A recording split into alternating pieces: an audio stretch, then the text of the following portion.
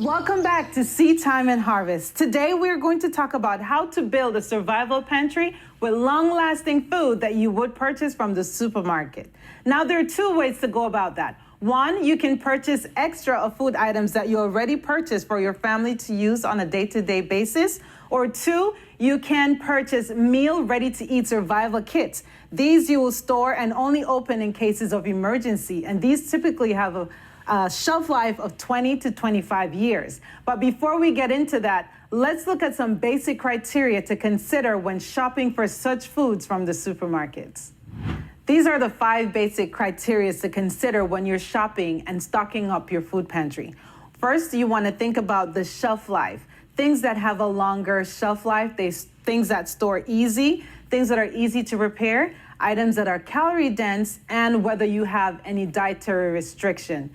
On the note of dietary restrictions, you go to the supermarket and you see peanut butter on sale, 20 cents a jar. Wow, sounds too good to be true. So let me empty the shelf of peanut butter. Take it all home and realize, well, I can't eat peanut butter. I'm allergic to it. My family doesn't eat it. So that will be a waste of space in your pantry and a waste of money. So consider your dietary restrictions before you make any mass purchases for your food storage. Also consider the shelf life of items. There are certain items that you would buy that, okay, within a month you have to eat it and it's gone, or you have to throw it out. When you want a survival pantry, the longer the shelf life, the better it is. And that brings me to the expiration date. Now, if you were to go and you purchase garbanzos, say 1 can of garbanzo will expire in August of 2025, and the next can of garbanzo will expire in December of 2025. You want to get the one that has the longest shelf life so it will store better for you. Now, we want to think about this method when you talk about shelf life, okay? It's FIFO, F-I-F-O, first in, first out. The garbanzo that you purchased 2 months ago may be the first garbanzo on your shelf. What you'll want to do is you want to put that garbanzo at the entrance to your cabinet. So when you open your cabinet, that's the first garbanzo you see. That's the first one in. Every other garbanzo you purchase after that will go towards the back of your pantry. So you have a rotation. First in, first out. That's a principle the supermarkets use because they know, okay, the consumer will come in. The first thing they see on the shelf, that's what they're going to take, right? And the ones that have the longer expiration date, they'll put at the back. That's where you will be shopping, at the back of the shelf and not at the front. And that's how you're going to stock your pantry at home. Things that expire first goes towards the front. They will get eaten and used up faster than the ones that are at the back, which have the longer shelf life. Things that are easy to store. When we consider storage, the biggest enemy of any survival pantry is space. Think about this bag of potato chips. Most of you will gravitate towards a bag of potato chips versus a bag of beans, right? Now, the bag of beans will be best for your survival pantry. Why? It's easy to store, it's more calorie dense, it gives you a lot of nutrition. This is 4 pounds of beans, and this is 5 ounces of potato chips. They're about the same size. The bags are about the same size, but this is all air. You'll finish this in 1 day, if that long. This will feed you for about 2 months. So this is what you will consider when you think of easy to store. Next, things that are easy to prepare. While your beans will last a long time in your pantry, about 25 years, if you think of an emergency where the power goes out, the dry beans, yes, even though they last longer, it will be a lot harder to prepare in such a crisis. So consider things that are easy to prepare. You can just pop open a can of beans and you can use it right away. So you want to have a variety in your pantry. Dried goods as well as goods that will be easy to prepare, all right? And also the nutrition. What will give me more nutrition, the beans or the potato chips? Okay, because the beans are going to have a lot more protein, a lot more carbs, and a lot more fiber. All right, next, calorie dense. Beans is more dense than the potato. Okay, so the 5 things again to consider. You want to think of the shelf life, things that are easy to store, things that are easy to prepare, things that are calorie dense, and there are no dietary restrictions. The two restrictions that you may have when you are looking to build your pantry, the first would be your space and the next would be budget. When you think about the space that you have, of course, you know, our houses are so small nowadays, to be able to find that space that you can build a survival pantry may be limited. And that's why instead of packing our shelves with potato chips or things that are filled with air, we're going to use more dense food, such as your rice, your beans, anything that has a good density in terms of packaging, your cans, your boxes, and that will do well in a compact space. The second thing that is a big restriction towards survival pantry stocking is your budget. Now, gone were the days when I would be able to say, okay, I need 25 pounds of millet, and I would pay $40 for 25 pounds of millet. Now, it's not the same. Paying like $60, $20 difference for 25 pounds of millet. And for you to be able to say, okay, I want to stock a whole room with food that will keep my family for the next year or 2 years, it may be difficult when you consider, you know, our budget, because things are not the way they were. So how to overcome this? We go to the supermarket at least twice a month regardless.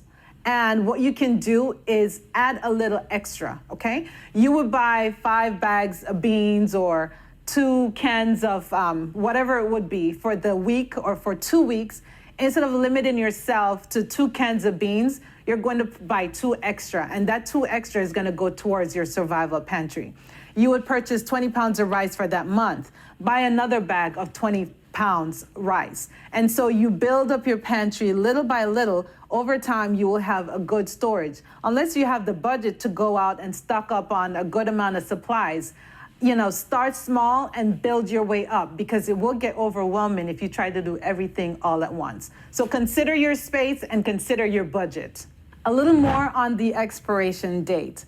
Once that expiration date has arrived for certain of your food item, it doesn't mean that it's bad for you or it's gonna hurt you. It just means that it's less fresh. The quality of it may have been reduced. And so you wanna make sure you get in the habit of moving things around in your pantry. That rotation system, first in, first out, so that you don't end up with things being expired 2-3 years ago and then you have to discard it. I would say a safe period is about 6 months after the expiration date is good for use. Anything after that, you may want to discard it. But again, rotation of your pantry, the food items that you're bringing in, will reduce the need to throw anything out. There are 5 enemies to the shelf life of food. And what are these, you may be asking? Well, heat, light, moisture, oxygen, and pests. We've all had that, scenario where you bring something home and whether the weevils have infested it, there are moths, and you just have to throw it away. Well, I got my bag of beans home from the supermarket, and these pest larvae may already be in my beans, or I will put it in my pantry and there may be weevils already there waiting for this fresh bag of beans to enjoy. A good way to eliminate all those problems, all those enemies to your shelf life is Mylar bags. Off the bat, there is no light getting into my Mylar bag, right? There is no moisture getting in my bag. There is no oxygen. Why? Because I have an oxygen absorber already in place. And because there is no oxygen, guess what? There is no pest that's gonna go in my bag and eat my beans. Now, I'm going to put my Mylar bag in a 5-gallon bucket in a cool environment in my house so that it can be safe from all the enemies of shelf life, ready for me to use whenever that time comes. On the note of purchasing items from the supermarket to add to your survival pantry, I just want to insert a warning there. Some food items should never be purchased. Why? Because it can be very dangerous for you and your family. Cans that are really badly dented should not be purchased. There is a thing called botulism. Botulism is actually a poisoning. And with that, I'm going to put in a warning there, okay? Never use food from any containers that show possible botulism. Warning signs include leaking, bulging, or badly dented cans, cracked jars or jars with loose, bulging lids, canned food with foul odor, or any container that sprouts liquid after opening. Even a minuscule amount of botulism toxins can be deadly, okay? So Anything that meets those requirements, you should not include in your food pantry. And I also want to add one more thing. If there's any rust on your can, avoid putting that in your long-term food pantry as well. Now look at this can. Do you know what's in it? I do, okay? If you go to the supermarket and you see a whole lot of unmarked jars for sale, don't buy it. It could be ham, it could be bacon, it could be, baked bean with pork. You don't know what is in it. So you want to make sure that your cans are properly labeled. The expiration date is clear before you include any of those things in your food pantry. The moment you've all been waiting for, what am I going to put in that pantry? What stores long? We talk about what not to include, but what do I put in there? Well, I'm going to go by the category of foods that you would put in your pantry, and I'll start with grains. These are the anchor of your pantry. They're versatile, they're nutritious, and they store well. So when I mention grains, I'm talking about your quinoa, your buckwheat, your rice, your flour, your dried corn, cornmeal, pasta. All these grains are very good to add to your pantry. Now, it's sad to say that I'm a fan of brown rice. Many of you may be a fan of brown rice. But unfortunately, brown rice does not store as long as your other grains. Why? Because it has a lot of oils in it. And the oil in the rice does cause it to go a little bit rancid after a time. So about 18 months you'll be able to store for. Anytime after that, you may have to put it in your freezer. That's the best way. And I know unless you have a big freezer space, it may not be ideal. But that's the only way to preserve your brown rice. Now, when you think of other rices that you can store, it is highly recommended to store your long grain, your short grain, or basmati rice. These are the best in terms of long-term storage. They almost never expire. But again, it's a type of rice that you store. Another downer for me, and maybe for you, is wheat flour. Wheat flour does not store as long and should not be included in your survival pantry. Whole all-purpose flour is best. You can get unbleached all-purpose flour. That's best. But the fat content of whole wheat makes it less ideal for food storage. So what I do is I stock up on wheat berries. Now, this is just the wheat prior to it being grounded. If you have a food mill or if you have a dry blade, Vitamix, or any high-powered machine that can actually mill these berries, you can get your flour that way. And these are a lot better in terms of storing for your grains. Another anchor to your pantry that you would want to include are your beans and your legumes, okay? These are not only fiber rich, but they have a good source of protein. They store well, and they will be very versatile. You can add them with anything from your garden or mix them with any of the grains that you'll be storing. And we haven't forgotten about the garden, right? Because you will have a working garden even while you're stocking up on your pantry. So what beans should we include? Navy beans, black beans, pinto beans, garbanzos, lentils. All of these are ideal for your food storage. You just put them in a 2-gallon bucket or a 5-gallon bucket with your Mylar bag and your oxygen absorber, and these will last a lifetime, okay? Along with your beans, we need to also consider your fats. Good fats that you can put in your pantry would be your nut butters, olive oil, coconut milk. These are a very good source of fats that will last about 1 to 2 years. You might be surprised by a meat substitute that you will add to your long-term food storage list. That's TVP, texturized vegetable protein. What it is, it's basically defatted soybean that's dehydrated. It stores well, up to 20 years if stored properly. And as it says here, it makes delicious recipes, chilies, tacos, meatballs, and much more. Now it is very bland, leading on to the next subject of things that you will include, and those will be your spices. When you think of spice, all your dehydrated spices would be ideal for long-term food storage. If you have a working garden, of course, you're gonna have a lot of these in your garden as well. But what you can do is you can hang dry a lot of your spices and keep them for a long time, even dehydrate them, grind them up, and make your own powder. Along with those spices, you want to consider sugars, sweeteners that you may include. Now, I would not recommend sugar for long-term storage. Why? Because over time, your sugar is going to be like a block. Now, of course, you can break it apart and use it in your recipes, but I would prefer to include honey in my long-term storage. Honey almost never expires. It will crystallize though, but if that happens, what you'll do is you put your jar of honey in some warm water and it will return to its natural flowing state. Just to recap of food items that you should store sparingly or avoid in your long-term pantry. Not to say that you're not going to include this in your regular shopping, but not to put in your long-term food storage, your emergency food storage. Those will be your brown rice, your whole wheat flour, your nuts, your granola. Why? Because of the high fat and the oil content. Also, absolutely no dented cans, nothing with rust, nothing with signs of botulism, because that will not be safe for your health. Okay, so these are things that you would absolutely avoid in your long-term food storage.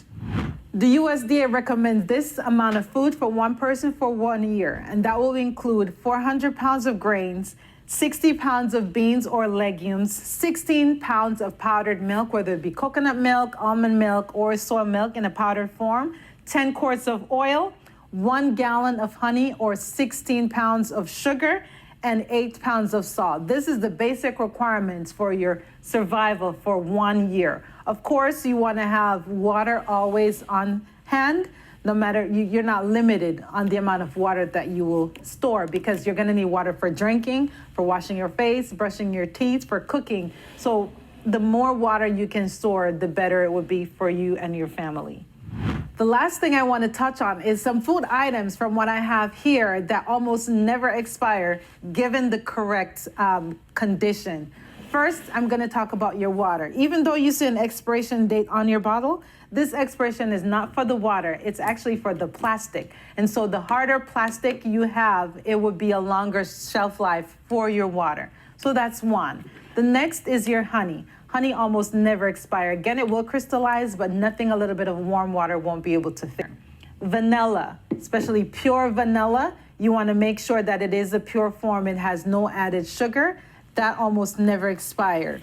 Cornstarch, salt, of course, your beans and rice. These items, 2, 4, 6, 8 items on my table right here that you can put in your pantry with no expiration date. Again, given that they're stored in the correct manner. You'll have your water for drinking, to cook your beans and your rice. You have the little salt that you can put in your rice and your beans. You have a complete meal to last you a lifetime. Again, one stored correctly.